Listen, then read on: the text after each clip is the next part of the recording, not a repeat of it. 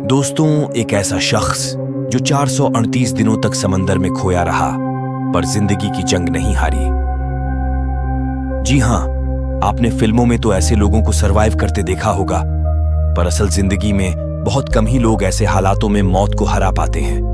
दोस्तों, फिल्मों, कहानियों और कविताओं में हमने कई बार नाविकों के साथ होने वाली समुद्री दुर्घटनाओं के बारे में पढ़ा और देखा है कि समंदर में बहते हुए ऐसे लोग कई बार अनजाने टापुओं या किसी अन्य देश पहुंच जाते हैं। लेकिन आज हम आपको एक ऐसी ही सच्ची घटना बताने जा रहे हैं, होसे सल्वाडोर अल्वारेंगा की, जो 438 दिनों तक समुद्र में खोए रहे, लेकिन उन्होंने हिम्मत नहीं हारी और एक भयानक समुद्री हादसे के साक्षात गवाह बनकर जीवित अपने घर लौटे।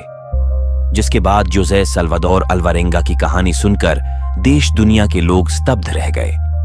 दोस्तों, पेशे से मछुआरे जोसे सल्वाडोर अल्वारेंगा और समंदर से जद्दोजहद की कहानी 17 नवंबर 2012 से शुरू होती है।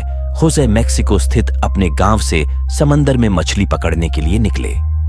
होसे और उनके साथी कॉर्दोबा का काम महज कुछ घंटों का था, पर किस्मत को कुछ और ही मंजूर था।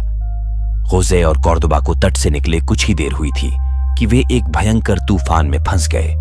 उनकी नाव का मोटर, रेडियो सब खराब हो गया। अपनी जान बचाने के लिए उन्हें लगभग 500 किलोग्राम मछली वापस समंदर में फेंकनी पड़ी।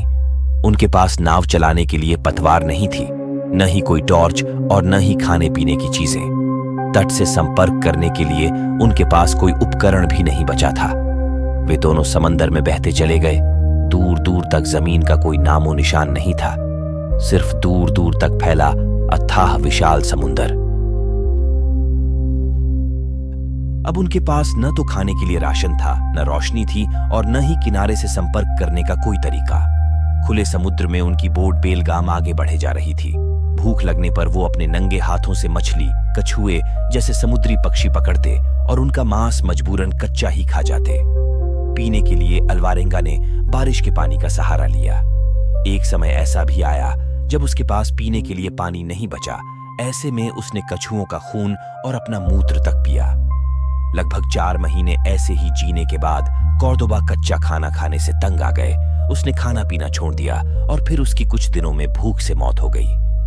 कॉर्दोबा के मौत के बाद योसे ने भी आत्महत्या करने की सोची, क्योंकि कॉर्दोबा की मौत के बाद वो अकेले बचे और वो धीरे धीरे अपना आपा खोने लगे थे। होसे को भी अब लगने लगा था कि मृत्यु निश्चित है। कॉर्दोबा के मरने के बाद होसे 6 दिनों तक उसके मृत शरीर से बात करते रहे। होसे को यह एहसास हुआ कि उन्हें हकीकत से रूबरू होना पड़ेगा और उसने कॉर्दोबा के मृत शरीर को नाव से समुद्र में फेंक दिया। कॉर्दोबा ने होसे से उसके मृत शरीर को न खाने के लिए कहा था। फेजेस ऑफ द मून यानी चांद को देखकर समय और दिन का हिसाब रखा। प्रार्थना करके, गाने गाकर और नाव के आइस बॉक्स पर बैठकर वो अपने दिन गुजार रहा था। जो उसने कई जहाज और ओशन लाइनर्स देखे, लेकिन किसी ने उसे नहीं देखा।